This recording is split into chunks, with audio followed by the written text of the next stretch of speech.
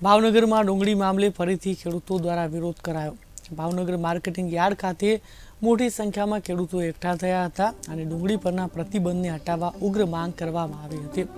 ખેડૂત આગેવાન ભરતસિંહ વાળાના અધ્યક્ષતામાં ભાવનગર ચિત્રા ફૂલસર માર્કેટિંગ યાર્ડ ખાતે મોટી સંખ્યામાં ખેડૂતો એકઠા થયા હતા અને ડુંગળીની નિકાસ પરનો પ્રતિબંધ હટાવવાની માંગ કરી હતી।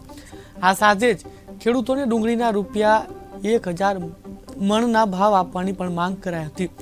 हाल भावनगर जिल्लाना महुआ, तळाजा, भावनगर सहितना तालुका मथको पर डुंगळीनी मोटा प्रमाणमां खेती करवामां आवे छे। त्यारे डुंगळीने लईने खेडूतोने पड़ती मुश्केली अंगे योग्य कार्यवाही करवानी मांग करी हती। અત્યારે જે ડુંગળીના વિકાસમાંથી સરકારે રાતોરાત લાદી દીધી એના બદલે એના હિસાબે અમારે જે 700 રૂપિયા ડુંગળીના આવતા હતા એ અત્યારે 400 થી 200 રૂપિયા આવતા થઈ ગયા। એટલે ગુજરાતના ખેડૂતોને એક જબરજસ્ત નુકસાન છે।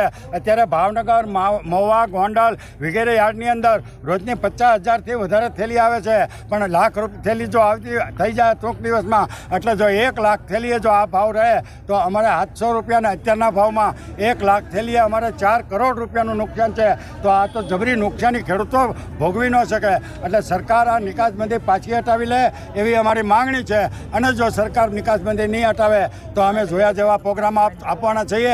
આજે અમારે અહીંયા ભાવનગરમાં પૂર્ણ પ્રોગ્રામ કરી અને આવતા દિવસોમાં હું બોટાદ જવાનો છું, ગોંડલ જવાનો છું, ધોરાજી જવાનો છું, ડુંગળીના જેટલા કેન્દ્રો છે ત્યાં જવાનો છું અને ખેડૂતોને જાગૃત કરીને અમે આ ભાવ લેવાના છીએ। અમારી એક જ માંગ છે, ડુંગળી જો સરકારને નિકાસબંધી રાખવી હોય તો અમારી ડુંગળી 50 રૂપિયાની કિલો એટલે કે 1000 રૂપિયાની મણ ખરીદી લે, અમારો કપાસ 28,000નો મણ ખરીદી લે, અમારી છીંગ એ ભાવે ખરીદી લે અને ડુંગળી અમારી એ ભાવે ખરીદી પછી ગરીબોને આપે।